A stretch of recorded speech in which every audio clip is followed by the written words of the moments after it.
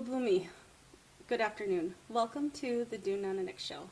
I'm your host. My name is Margaret Naxana. Every time I've done an introduction to the show, I've always said that we're at the Inuvialuit Communication Society, and today I'm going to do a self-correction. We are technically in the Inuvialuit Cultural Resource Center, and that's why I've always said Inuvialuit Communication Society, because the other one is a bit of a mouthful. But I do want to correct myself, because technically we are at the ICRC here in Nunavik. So, for today's episode, which is our last episode of the segment, we have the lovely Gailann Raddi on today's show. How are you? I'm fine. Thank you very much for inviting me. So, we invited you over here today because you have spent your entire life, basically, completely, grown up right from the beginning in our culture, in all the cultural activities that you can do, basically, here in this region. Yes. So, I always like to start the show and get a sense for myself to learn, and also for our viewers, who our guests are. So if you can just tell me a little bit about yourself, where you grew up and stuff like that. I'm Gailann Raddi. I was born in Inuvik. Then I moved to McPherson after I was born.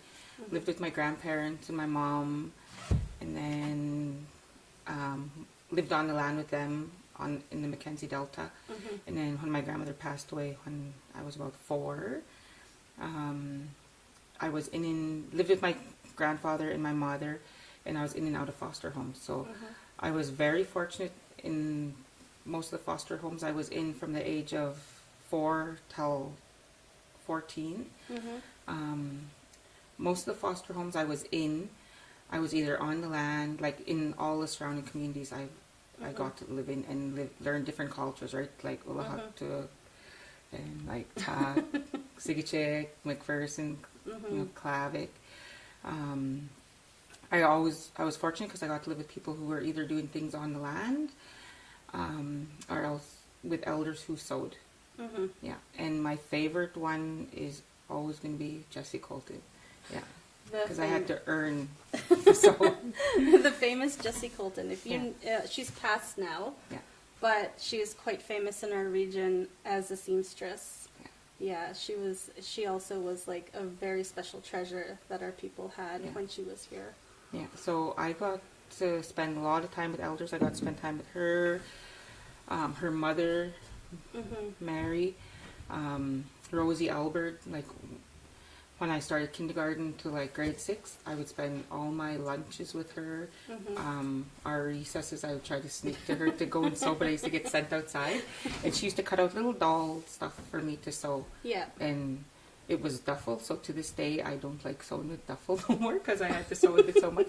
Used to always make little mitts, little mm-hmm. muklaks, make little parky covers for my dolls and stuff. Yeah. Yeah. So, I got to sew with a lot of elders. Nunki, mm-hmm. Now Nunki, I sew lots with Nunki. Mm-hmm. It's different now compared to long ago. We used to have to sit with elders and watch them, and you never got to sew. You had mm-hmm. to just sit there and listen to their stories. Yeah.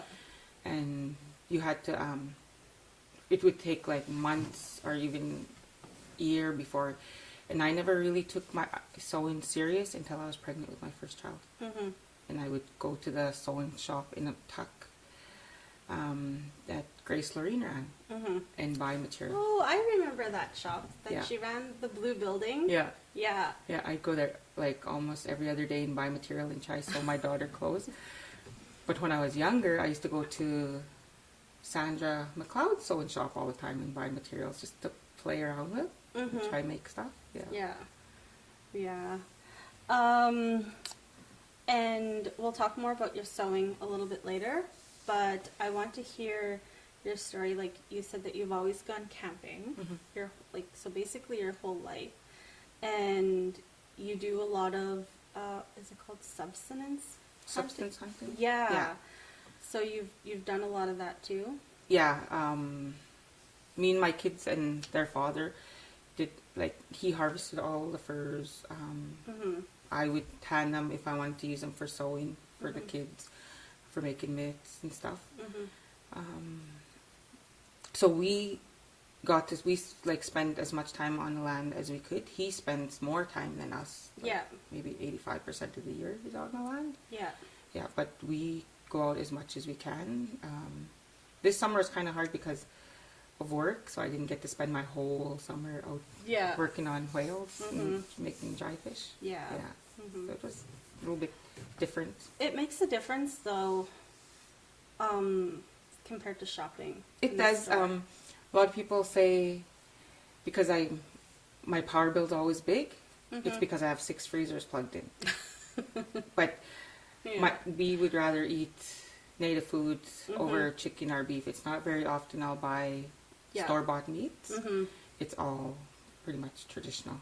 That sounded exactly what my nanak and dadak, they say the same thing all the time, but they have, I think, 5 freezers. Yeah, because they're always hunting and fishing. Yeah.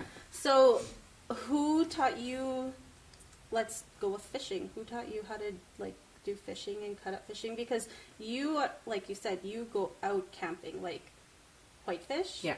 You go to Whitefish, which is quite a ways out of town. Yeah, we have to travel to Tuck and go from Tuck to the 40-minute ride to our camp. So how long is it to travel from Inuvik to Tuck on by a boat? 3.5 to 4.5 hours, depending on The weather. and the whitecaps and stuff. But since the ITH opened, we've been using ITH. The boat stays in Tuck, so we go from Inuvik to Tuck with truck, and then it takes from Tuck to the camp. It takes 40 minutes. That's a lot better. It is. Yeah. Yeah, that's a lot better. Yeah, it is way better than going with boat all the way from Inuvik. And how long do you usually go camping for? We usually stay out for most of the summer. There's times where Steve would go back and forth, and I would stay out for the whole summer. And he'd get upset and say, "You might as well just move out there." Then, if because he has to come back to pick me and Mackenzie up. Yeah. But me and Mackenzie, we enjoy being out by ourselves. That was going to be my next question. Your children all go with you? Most of them, yeah. Well, some of them are grown. Yeah, now that they're getting older, they're not as interested in it too much. This year, I really felt it from Mackenzie. He wasn't really interested in it. His kicker's too small for him now, and his boat, like, he's getting older, so he wants to upgrade. Yeah, he worked really. Okay, I'm just gonna say, Mackenzie is, how old is he? 15. 15. It's a 15-year-old son. I know Mackenzie well. He worked really hard last year to earn a boat. Yeah. Didn't he? Yes, he did. Like, a 15-year-old boy worked hard for his own boat and his own kicker. Yeah, he collected empties. Recyclable cans. Yeah, he sold or cashed in his empties. He did work around the community for people. Yeah, he did lots of stuff. So he got himself, and his dad chipped in a bit.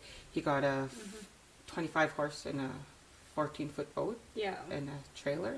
Yeah. So now he's ready to upgrade that. Yep. after people in Whitefish let him drive like 90 horse kickers and that. Yeah. And yeah. I'm just gonna pretend like I know what that is. Bigger boat, so now he wants to upgrade. Yeah. That's really impressive though. Yeah, because he's been driving like the 15 horse and 14-foot boat like since he was like 5-6 years old. And and walking in the water checking his fish net. And all the stuff, like all his fish, everything he works on, he vacuum seals it, he brings it back, and he just gives it out to elders. Yeah, that's one thing I know he loves. To share. It's like deep in his heart that he loves to share all kinds of food. Yeah. I did cooking with him once, and we had a list, and we were going to make, I think it was, what is it called? Hamburger soup. Yeah. And I was like, we have to buy the tomato package. And he was like, no, my mom does not use But I remember we called you and you said it's a different name than what you get. But he was just looking at me like, no, you're crazy. Yeah, I'm not lying. This is what we use. Yeah, he's really picky. He still does cook for the homeless. Yeah, that's Yeah. what we did. We cooked it and it was donated. He brought it himself to the homeless shelter. He's still doing that. Yeah. Such a heart of gold. And so you guys harvest fish to last the whole year? Yeah. Yeah. Okay, I have a question. This is just for my own learning. You get whitefish or trout or what type of fish? In whitefish, we get whitefish, coney, and herring. Okay, I was Yeah. going to ask about if Yeah. it's herring or not. Yeah, herring is the most favorite thing. Mm-hmm. There wasn't that much this season. Mm-hmm. And then when we go to Husky Lakes, it's trout Yeah. and whitefish. I think there was more herring and tuck this year. I could be wrong, but that's what I heard. Yeah, we didn't fish in tuck. We just at whitefish. Yeah. Mm-hmm. Yeah. But we didn't get to be out as long as we usually are. And Yeah. usually Mackenzie has 2-3 nets going. This year we just had one. That sounds One at a really time. busy. Yeah, Yeah. So every single day you guys are working on fish, pretty much. pretty much. Yeah. All summer, if you get the chance. If we get to, yeah. No wonder you need 5 years. I know my dad's a fisherman, but he has a dog team. Yeah, he has a dog team. Yeah, so they always have nets in the water, Yeah. and it's just never ending checking. Well, when we first, like about 8 years ago, when we first started going to whitefish, we were getting like maybe 50 to 80 fish a day. That was just, and then we would do, at the end of the season, we could have like at least 600 herring. But no, this past few years it was like 600. like not even half of that. 600 over a span of time. Yeah. Yeah. And But that's in dry fish or Mhm. making bouchak, and then usually every day I'm cooking fish. Mackenzie's always cooking fish over fire. Like there's yeah, yeah some really good omegas. yeah. And then you guys also do a lot of substance. What is it? Substance. Do you guys do that for caribou or moose or anything else? Yeah, caribou, moose, beluga, Mm-hmm. and fish. Who taught you how to work on beluga? Because I know that's a skill. That was all self-taught, and it could. It's crazy because when you see everybody going out working in their families, Mm-hmm. it's like a whole family working on a whale, right? Yeah. When we go out, it's usually a couple people like Steve and his helper. They get the whale, they bring it in, they put it on the tables, Mm-hmm. and then I have to do everything. Oh my goodness. So it'll take me like 13 hours. I was just gonna say, like, I can 12 sit down. hours. Yeah, I can sit down the hill for like And just 12, 13 hours, just working on a whale, cutting it up, washing it. And us, we pale ours, and then we put them in the freezer right away. We have freezers out there. Yeah. And then the next day after the meat is drained, most of the blood drains, and then that whole day I work on the whale dry meat. And you're making dry meat. Do you make buck duck? Makdak. Stew? No, we only cook our makdak when we get home. Okay. Yeah, we'll cook some there just for eating while we're there. Yeah. Yeah, but we always pale it while it's fresh in our Okay. Ziploc bag now Mm-hmm. and freeze them right away Yeah. to bring back to town. I heard this. I don't know how true it is, but someone told me this, and I can ask you because you know. Is you have to use a stick when you're cooking to poke through? Is that true? Someone said not to do a fork. Some people use a stick. Mhm. I use the big, what is it? I know what it's called, but the bigger fork with the 2 prongs. Yeah. I use that if it slides right through the middle. Oh, okay. And then you know it's cooked because it's doesn't have like a pinkish color anymore, and it's all like white and yeah, yeah, just like chicken. yeah. That's what I know. I like my Nanak and my Dadak spent their whole life out at whale camp, Yeah. and unfortunately, I haven't learned that yet. But all my uncles and my dad, they all know how to work Yeah. on, so I'll learn from them. But It's never too late to learn. It's just a matter of going to TAC. Yeah. Yeah. Mm-hmm. Well, whales are starting to come up this way. I said pretty soon we'll be working whales down at the river. Yeah. Oh my goodness, really? Well, there was a whale in McPherson this summer. Oh yeah, that's baby right. whale. Yeah. And then there was whales around the Clavic. And then a couple years ago there was whales here. They're getting whales in Sax Harbor. Yeah. When I first went there, like the very first summer I ever spent with Greg, they got a whale, and the whole community went down to go see this whale. And I was like, what's the big deal? I spent my whole life at a whale camp, like in Tuck. Yeah. And then Greg looked at me and he was like, no, they don't get whales Not here. I that was like, often. what? But now, Mm-hmm. every single year, I think they get a whale or a couple. They usually get a couple. But that town is so small that it feeds Lots, yeah. a lot of people, like almost all the families. Well, us usually when we get back, just as soon as we reach town, it's all delivered to people. Yeah. Yeah, that's another thing you guys often... Yeah, so we usually keep so this summer we did 6 whales, Mm-hmm. and we kept maybe not even half of the last one. Like, Yeah. not even, I think we had 3 pails and 12 Ziploc bags that was left. Yeah. Because usually one whale can do 12 to 14 pails. Sounds like a lot. It- Yeah. So you guys share Oh yeah, we with give everyone. lots of- My aunt, another guest that we had on the show was my Auntie Agnes, and she was talking about how our people always take care of each other. Yeah, And that's something that's taught. yeah. Mm-hmm. And that's what Right down. I try to teach my kids. You get it from the land, you share it. Don't, like, you shouldn't sell it. Mm-hmm. Share it. Yeah. Yeah. Yeah. And that's why you'll always Get you're more. lucky. That's how come you're always, the land is so plentiful for you. Yeah, here it is, yeah. I wanted to talk to you because it says, sorry, in my notes, that you have also, like, this is your life and what you've done in, like, living on the land and harvesting off the land. You've also been an advocate for youth Mm-hmm. to have more activities that are land-based and cultural-based. Yeah. I currently run, well, I worked at the youth center for 3 years. I'm always pushing for kids to be on the land. I see somebody that's applications anywhere else, I'll let youth know.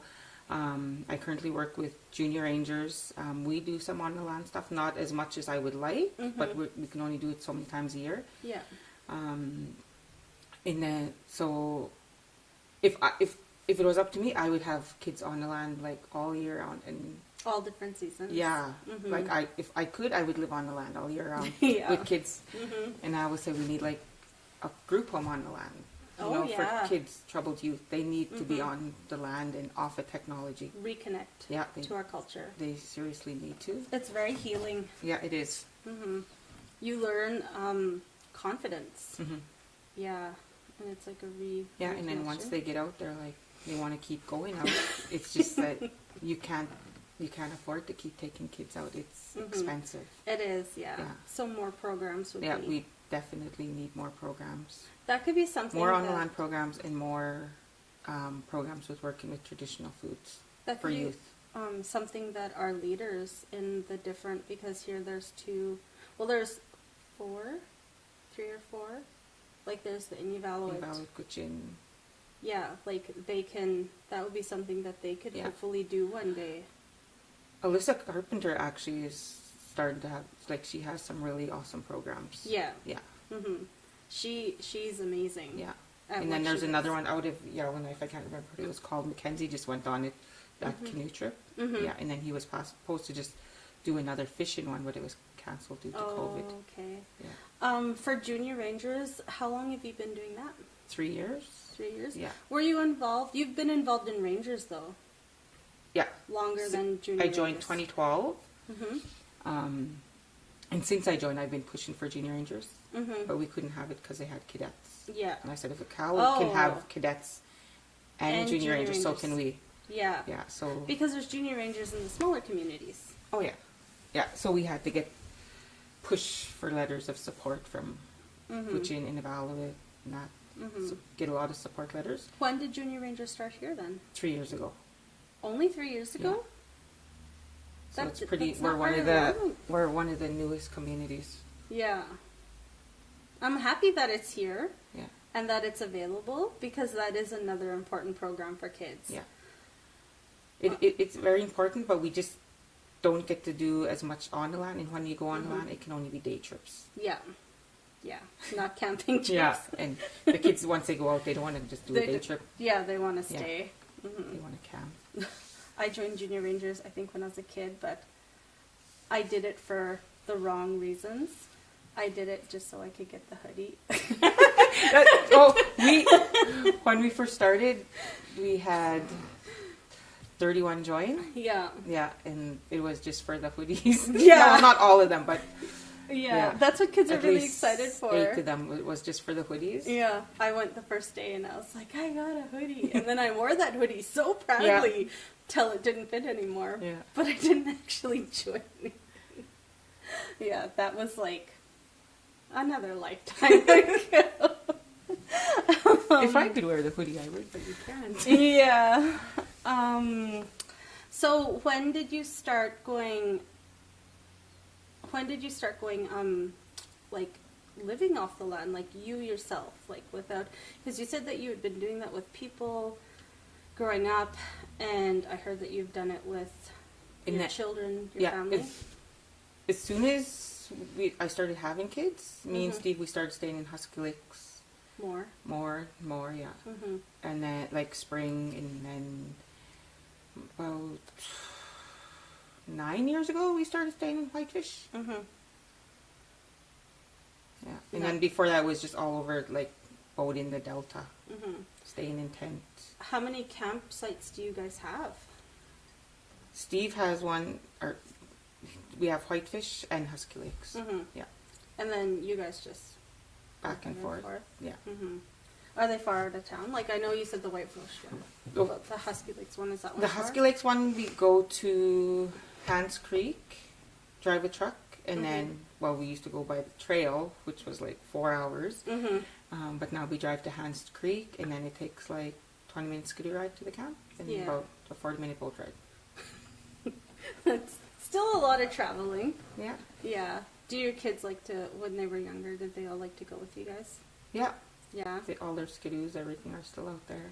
They didn't mind, like, all the travel? No, I think one of them said it was more fun when we went all the way from Inuvik to the camp. Mm-hmm. It took longer, but we stopped more and they got to see more wildlife. Mm-hmm. Now it's just by the highway. They said it's boring now. Yeah, don't see as much. Yeah, so for my 13-year-old, it's boring now. He doesn't like going anymore. I think it's pretty, though. It is. It's beautiful. The highway. Yeah. It's a gorgeous highway. Yeah. Yeah. I wanted to ask you. You talked a little bit about, like, when Steve would go and get animals and harvest animals, tanning. You do flushing and tanning yourself. Yeah. And is that self-taught also? Yeah. I would just ask elders questions and. Yeah. And Jesse would just say, you need to do this, or you mix your paste this way. Mm-hmm. And I'm like, okay. And I would try, and then failed a few times. And then sometimes they would come out just beautiful. Yeah. And then don't do it enough, and then try again, and I'd fail, and I'd have to redo the hide again. So you know how now? Or it's I don't think I do it enough to say that I'm good at it, but I can do it. Okay, I want to ask you a question. And I told a story on the last one of the episodes with Brian Wade, how my brother hit a wolverine. Mm-hmm. I don't know if you saw it, but my brother hit a wolverine with his truck. He really wanted it. It was on the ice road, and he hit it. He didn't have a gun. Yeah. He hit it, and no one would jump out of the truck to go and check if it was dead. It was. And my sister-in-law taught herself how to tan a wolverine hide. Steve, I wish we had a picture, harvested, was it albino? Yeah. An albino wolverine. Yeah. He went out on my youngest son's first birthday and told him he's going to go out and catch him his birthday presents. Yeah. And we were having a big birthday party. There was lots of kids and family over. And then he walks in and he's like, here, Ocean, I brought you something. And he yells at me to lay out a cardboard or something, so I do. And then he brings in a regular Wolverine. And I was like, oh, how cool. Yeah. And then he puts down his other, and I was like, oh, you got a baby polar bear. It looked like a little baby polar bear. Yeah. And he was like, no, it's a Wolverine. And we were like, no way. And we couldn't believe it. Everybody was just shocked at the birthday party. Yeah. And my son was just like sitting there looking at it. But he actually, after Steve skinned it, cut it, or cleaned it, everything, dried it. I have pictures, and Ocean was in the newspaper. He was helping me tan it. Like every day I made him help me work on it. Yeah. And I tanned it for his first parkie. Yeah. I remember seeing pictures. Yeah. It was put on his parkie. Yeah, he actually has a parkie from your grandmother, a down parkie. From my Nanak Mabel. Nanak, yeah. Yeah. Yeah. I remember you telling me that story. Yeah. He got a parkie from her. My oldest son, Brandon, got his first parkie from her when he turned 1. That's so special. Yeah. Those and we things, still have them put away. Yeah.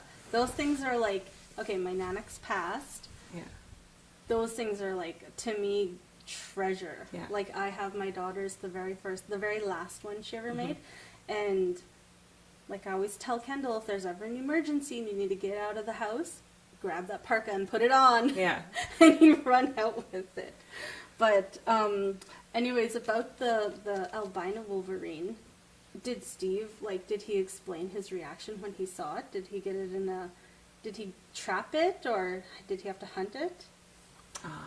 I'm not even, he did tell, like, many stories about it. It just kept diving in the snow.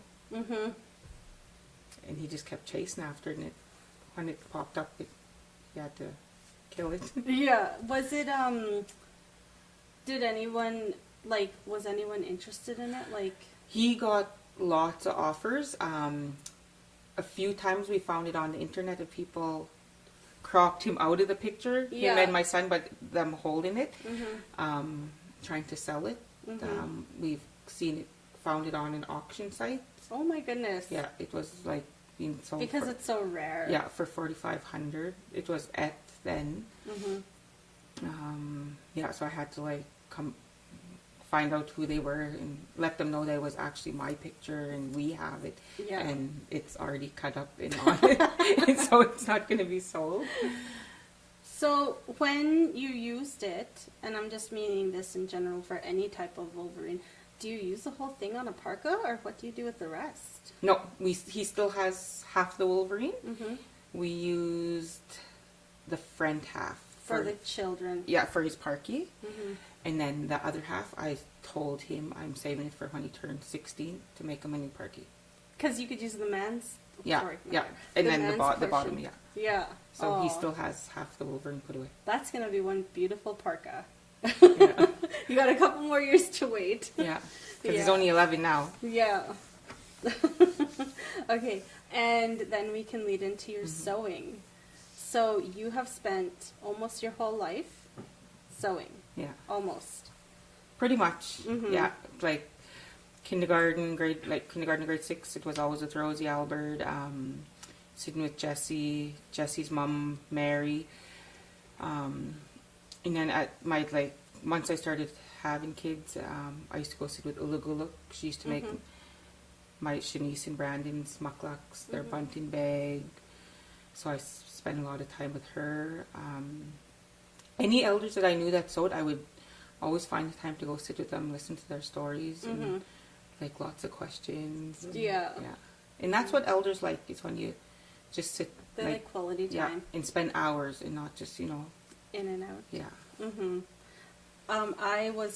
I told this story on, Nunki was who we did our very first episode with, and you could see me, he's a very, like, quiet guy, and he laughed, and he, like, covered his mouth, and he laughed. I was telling him the story. This is the only story I have of Jessie when she was alive. I really wanted to learn how to make a parka, and back then there was no programs to learn how to make a parka, and me and my sister-in-law, Nikki, she is not Inuvialuit, she's not Indigenous, she's from PEI, but we were just laying there, and neither one of us had connections on who to ask to make a parka, and I remember I was like, and I told the story to Nunki, and I told this to Jessie, and Jessie laughed so hard at us. I remember, like, me and Nikki were, like, laying down like this on a sheet, and we're, like, trying to make a pattern. So we're, like, following the shoulders, down the arms, and down, and we're, like, doing this, and I used an old sheet that was my parents' old bed sheet, and, like, the second I cut it out, it frayed apart. So it didn't even stay put together because it was so old and thin. But Nunki laughed, like, when I told that story. He was like, but Jesse told me that that's how you used to do it long ago. That's the only way you could. You used to use, to make patterns, you used to use tablecloths, shower curtains, like sheets, anything you could. Like, she's given me her patterns all rolled up, and she's like, told me to go through them, and I'm like, looking at, like, old, and they have all, like, her patterns has all the dates and the names of who she used it for. Really? Yeah. Oh my goodness. Like old, like they don't make paper, good quality paper like what she used to use. She used to use like paper bags and like same with Mabel Chixie, same thing. Her patterns were the same way. Betty Cockney's patterns were the same way. I remember when I first had Brandon, and I really wanted a pair of sealskin mucklucks. He had a pair from Uluguluk, but they were a little bit too small, so I asked Betty if she can give me a pattern to make one for Brandon. Betty who? Cockney. Okay. Yeah, Steve's nana.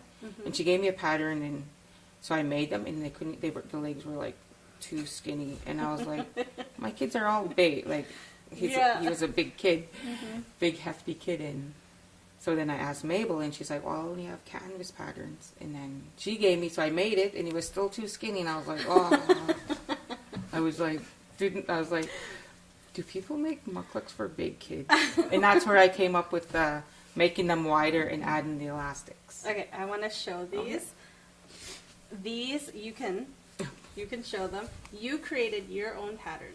Like, this is your own, right? Yeah. Now a lot of people do the same thing. Well, they do similar.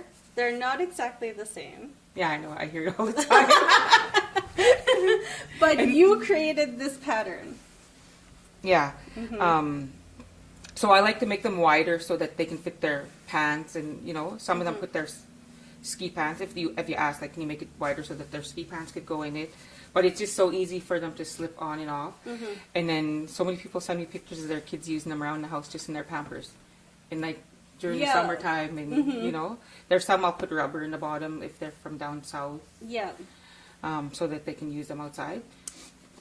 Because the streets are salted. Yeah. So I'm just going to say my daughter is 8 and my son is 2. And so far, I have been fortunate enough. So at the craft fairs where you sell a majority at once, right? Yeah. You're always the first one in the corner. First one sold out. Yes! Everyone lines up to get yours first. I'm not even kidding. I'm like always midline. And then I'm like rushing in, and I'm like forcing Greg. I'm like, okay, let's go. We gotta get there. We gotta get there now. And then I'm always annoyed that there's like the biggest crowd in front of me at the corner, and I'm like, Gailann, you see me? I see you. I know my phone's going crazy all the time with messages. I'm like, I'm not even gonna answer. So everyone loves these. Yeah. Yeah. And Kendall, like I said, I'm fortunate. All of her mucklucks have come from you. Yeah. They've slowed down since she's gotten bigger and not growing. Because I like making for the littler ones. It's just I would make for the older kids and adults, but moose hide is just too expensive. Yeah, and they don't this is fine for them, and they are so warm. Yeah, like Kendall uses and Noah, they've used these all winter, both of them so far, and their feet never get cold. Yeah, yeah. If they get wet, take them apart, hang them up, and then they're dry and ready to go again. Yeah. But that is so funny because it's true story. I wish we could film it. Maybe we'll have to film it and edit it in the next, if we ever have you on the show again. But it is really crazy on the craft fair. It is. I've had somebody from on the other side of the room video the lineup of everybody coming in, and then the whole front is blocked because everybody's at my table and yeah.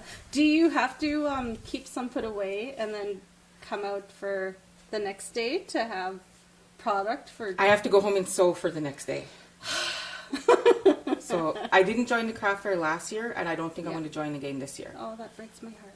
I know. It's just I haven't really been very much into sewing. Yeah. I'm more into. Well, you've been busy working. Hey? Well, I'm so busy with work and life, and then now I'm back at the Innovate Center. So I've been making new things, bringing up some of my old art doing them on Illustrator, like trying to create new things. Yeah, because So- this is what you're doing now, hey? Yeah. Like, we can show this. You created these. Like, you come up with the... That's my beading that I did. So this beading I did, it's weird because during the summer when I'm in Whitefish, I like to bead. During the spring when I'm in Husky Lakes, I like to embroider. Like certain times of the year I like doing certain things. Different things. Yeah. So this is oven mitts and an oven mat. Yeah. And you created... So you make these too. Cups, yeah. Yeah. So when I'm out, I'd like Oh, that's I learn. pretty. I start taking pictures of the land and of, plants, berries. Getting creative when I'm on the land. So do you, like, here, you made these earrings also? Yeah. So those I usually do like just when I'm sitting on the couch watching a show or something. I'll bead earrings. But the sewing, yeah, I've lost a lot of interest in my sewing, which Well, yours- everybody like gets after me. You can't. We need this. We need that. And I'm like, it's right there, and I look at it every day, and I'm like, okay, tomorrow. Yeah. But I do have to get back into it So... because I'm like, it's taken over my living room. It's taken over my sewing room. I have like way too much material that I need to start making stuff again, because I'm still buying material every time I go into the craft shop or sewing shop. So that's what I was gonna say. You get beautiful. Like, I don't see this in town. Like, this type of material. So all the trims I order from the States, those actually I got them from Venus, but they sell out just as fast as I get them. They sell out. IRC buys them all for their sewing classes, so it's. And then the Sherpa I always have to order from Edmonton, which is harder now to get because it's like. I'm gonna show the inside. The inside is the Sherpa. Yeah. It's super plush. Since you didn't do the craft fair last year, do you still get like orders for these because you didn't? Yeah, do the yeah. craft fair? I because I have my own Facebook page, so I saw a lot of stuff through that. And then last year I did a big order for 2 years in a row now, a big order for Sigachik's daycare. Oh, so all the how kids sweet. got mitts and mucklucks, matching mitts and mucklucks. Yeah. So I did that. A lot of personal orders. I have like my same customers that like you. Yeah. After you miss the sale, then then I'll make stuff. Yeah. What does it look like when you're getting ready for the craft fair in your home? Crazy. Yeah. It's crazy that I take over the whole living room, my bedroom, and the sewing room. Yeah. Which annoys my boys because they call me a hoarder. But I was like, and Jesse used to always tell Brandon and Mackenzie, "Your mom's not a hoarder. She's got $1 million hands. Just let her put her $1 million hands to work." I love that. Yeah, because her house was the same way. When they walked into her house, they'd seen there like, always looks like my mom's house. So now I was like looking around the other day, and I couldn't find my sewing table, and I was kind of upset about that, but I forgot I brought it to Husky Lakes. Yeah. So now I have to find a new sewing table to put in the living room. Yeah. Yeah, because when I do start, I usually do like I'll cut out like 12 pairs at once. I was One just day gonna say, tracing, one day cutting, next day sewing. For 2 days sewing all together. I was just going to ask who helps you do all the tracing and cutting. That's a lot. If you do it by yourself, Mackenzie probably helps. My family will, if I'm going to work and I just cut them out and leave them laying on the couch showing and have the scissors right there, I'll go home, they'll be cut out. Yeah. Yeah, by one of my kids are like, and they just know how to put the patterns, like set them up once they're cut out. They just know how to put them away properly. Yeah. So you know what's what. Yeah. Once they're cut out, you just lay them back on the table. And then you spend the whole time sewing. Yeah. That's impressive. And then they usually leave because the sewing machine is too noisy. So now, like right now, I have a sewing machine. I have a sewing machine, my smaller sewing machine, and the serger in the living room. I have my big new industrial sewing machine in my room. And yeah, it's... So Jessie used to tell me, because I only spent one visit with her, and she passed like not long after that, that you can make a whole career out of sewing. You can. Yeah. You can, and I still say that to this day. I made more money staying home sewing and paying lower rent. Now I make less money paying economic rent. Yeah. And it's like... There was no balance. Yeah, it's like... And I can... When I made less, or when I did sewing, I can come and go on the land all the time, anytime I wanted. But I choose to work. And now that my kids are older, I choose to work and work with youth. Yeah. Yeah. I might need to do that. I might need to learn. Because I have a baby. I'm always telling people, come sew with me, just so that I can, have something to do in the evening. Instead of watching Netflix nowadays. Well, I remember my sister Canelsa used to do that with you when you guys worked together. Yeah. Yeah, she always came home with beautiful Yeah, headbands for Kendall, because Kendall always wore headbands. Or she started beading, started making slippers for Kendall, and then we made mucklucks, and then she made parky covers, and now she's like making all her own stuff. Yeah. Which is awesome. Yeah, I always try to tell her to because she started with you when she was like 18, 17? Yeah, 17 I think it was. Yeah, and she started with you, and now I'm like, why are you not making earrings? Earrings are hot right now. Why? And she was like, I'm really good at it, but I don't enjoy it if I have to do it for an income. She likes to do it for joy. Yeah. Yeah. Earrings cost for the beads, it doesn't cost very much, and you can sell this for more than this, and that costs more. Really? That's what I mean. I don't understand that now. People's prices of earrings have skyrocketed because they're so popular now. Yeah. And then we spend a lot of money on that, and it takes more to make, and that's a shame. It is. But now you see, with technology, anybody can make anything because you just look online. And long ago we used to have to make figure out the patterns. I was just gonna say the style, and or you could just look at someone's pattern. Now you just look at it and make it. And that's one of the reasons. Yeah. That's why I lost interest. Yeah.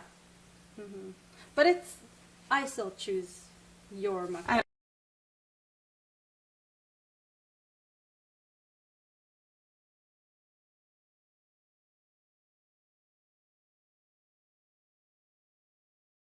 Because they're Gailanns.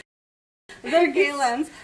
Kendall, my children have all their muck looks from you and all of their dick looks from Wilma Dosadel. Yeah. That's just how I like to dress my family traditionally. That's what I like the best about going to Christmas concerts. Seeing all the little kids in their fancy clothes, and when I see my own mucklucks running all over the place. Yeah. They keep children's feet warm for sure. Yeah, no, it's such a treasure. So we have 10 more minutes in the show.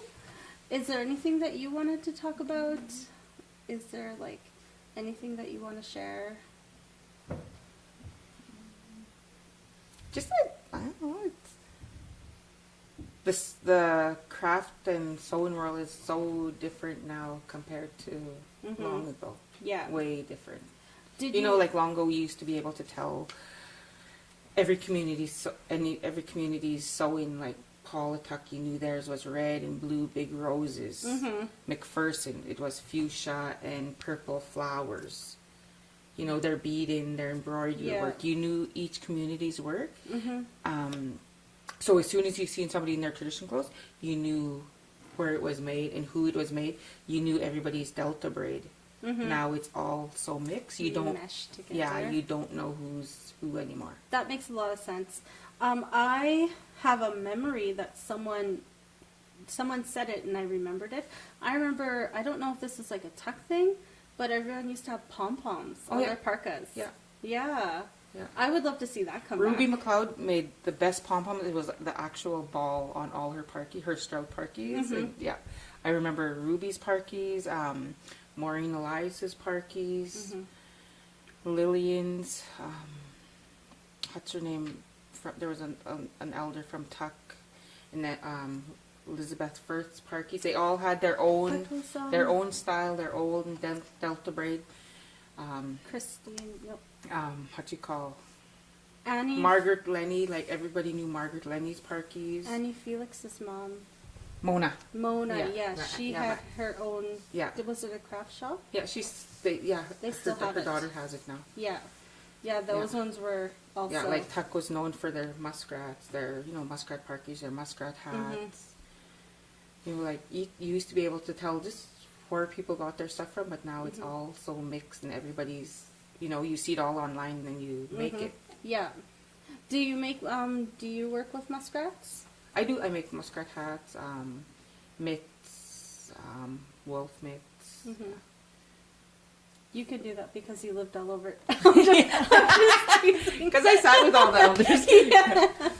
I'm just teasing.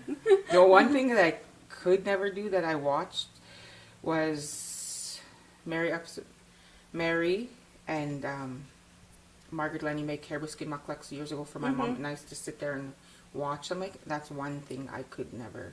Really? Like, yeah, their caribou skin legs. The mucklucks, I couldn't. It's like so many pieces. So like my nanny purses used to make the amoks. Yeah. Do you make amoks? I've made 3. 3? Yeah, with nunki.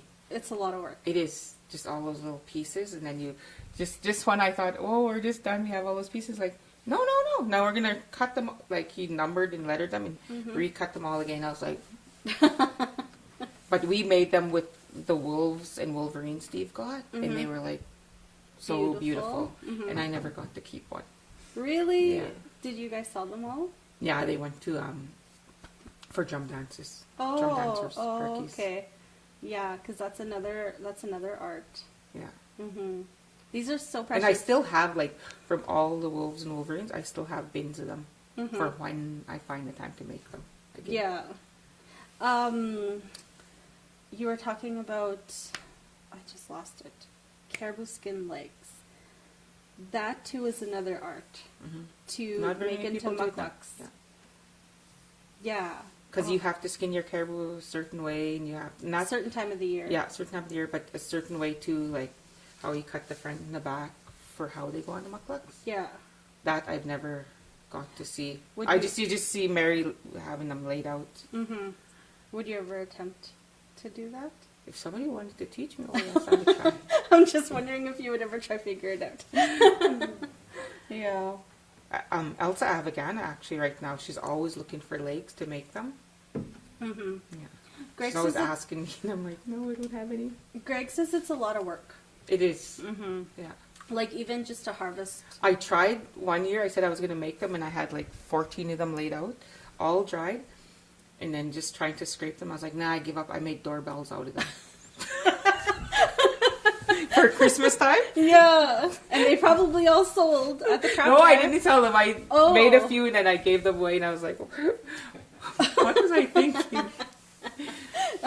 Have you ever tried to do that with wolf? Because I know that you can do that with wolf legs? Yeah. Once with Jessie. Yeah. It was hard. Yeah. Yes. Jessie must have been really patient, though. I still have one side. And I think the other side's still in her crawl space. Oh my goodness. Yeah, the ones we started. Yeah. Yeah. So I still have the one side at home. They were supposed to be for short mucklucks. Yeah. We did a lot of crazy stuff together, me and her. Yeah. Oh, that's so special, though, to have those memories. Yeah, Greg likes to get wolf mitts made, and he always likes the legs. Sorry, put my feet down. Yeah, the legs down here, and then it fluffier up here. And when he went on, do you remember with the ENRTP program, they have to travel? Yeah. We had harvested a couple of baby muskox, and they're like the muskox. They're like sheep. Yeah. They're like very plush like this. I'm always asking people, if you get a baby muskox, send me the fur, please. I had one, and it was like it was like 2 days old. It was so tiny, and it went inside a freezer, and we left the freezer outside, but it was plugged in, and then it was like that for a whole winter. And when we went back to our freezer, it was full of ice right to the top. Like, Yeah. You couldn't even hack it out. It had an air hole somewhere. Is that what it was? Yeah. It was an old freezer. Yeah, Like so it 10 takes years air and that's old. when it starts making ice. It was completely.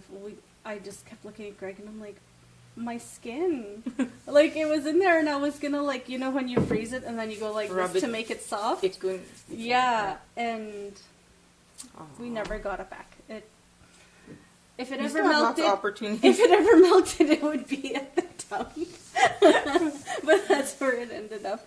But what he did, because he had baby muskox, was he took the I don't know if I'm giving away his ideas, but he took the fur mitts and then he used the baby muskox. He For the top? cut it, for like a cuff, and it blocked any holes, because that's a big trip to go from here all the way to Fort Smith. Yeah. Yeah, that's a big skidoo trip, and they didn't end up going on it, but he still took his winter gear. They flew down.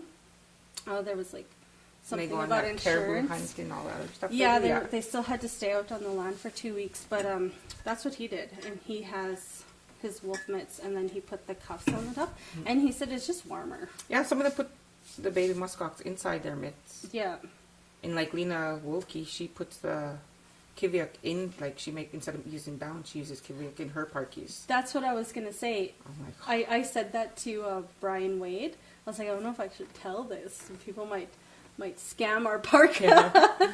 But me and Yvonne, we spent 2 hours, or 45 minutes, going like this in the spring, and we pulled out all the kiviak, and then Yvonne separated the long hairs, hair, yeah. and then she made Greg's parka like that. Greg said it's heavier, but he prefers it. It's heavier than the down. It's heavier, just but as it's warm. warmer. Yeah, that's It's like way warmer. Mm-hmm. People Yeah. might just like go missing. Well, I'm pretty sure they did that downstairs a few years ago. Lena and Billy, they had like 2 bags of kiviak and they made some parkies. Yeah, I would love Yeah. to learn how to make the scarves. Those were popular Yeah. for a while. They still are. They're More, just hard to get. They're though. harder to get, but there's a young guy in Ulu that makes them, and they go all over Yellowknife selling. An Ulahuktuk? Yeah. I wonder if he has a machine. I'm pretty sure. I'm so sad. I had one from Greg, and I had it, I think in 2009 or 2010 I got it, and it was long. So it was double, what is it called? Yeah, I used to sit and watch Lena Wolke when she used to go to school here years ago when I was a teenager. Sit there and So Lena Wolke Fully, made yeah. mine. Yeah, Yeah. and she made mine, and it was double she made you the strand. machine? No, she didn't. Oh. She made me the scarf. Oh, the scarf. Oh, okay. And I asked her for it to be thick and extra long, and it went down, like, I'm not a tall person, but it went down almost to my knees. It was so long I could Wrap it around, yeah. And when my daughter was a newborn, so she was born in September, in October it gets cold, every fall I would wash it and hang dry it. And we were living in an apartment building for the very first time ever, and my daughter was a newborn, and I told Greg, I threw the laundry in at 6, and at 8 I realized the laundry was left, and I was scared that stuff would get stolen. So I told Greg, go throw everything into the dryer. Forgot about your scarf. It's tiny. It's so They tiny. It's a baby one. Yeah, It shrunk. Yeah. It shrunk down to like this. From that to that. I've seen tooks and neck warmers and gloves like adult sizes, and they're to like newborn size. Yeah. If they're dried. Okay, well, Lesson learned. Yeah, that wraps up our time here on the show. I really appreciate you coming on and being our last guest for this segment. I was really excited that you came on. Thank you for inviting me. Yes. And I just wanted to give a special thank you to Ethel Grubin. She works here at the Inuvialuit Cultural Resource Center. Her and the ladies who work with her here in the building have been gracious enough to allow us to film in their space. They've always been so supportive of the show, and I just wanted to give a special thank you. And this is my last segment for this, or last episode for the segment, and I'll see you in the new year. Bye.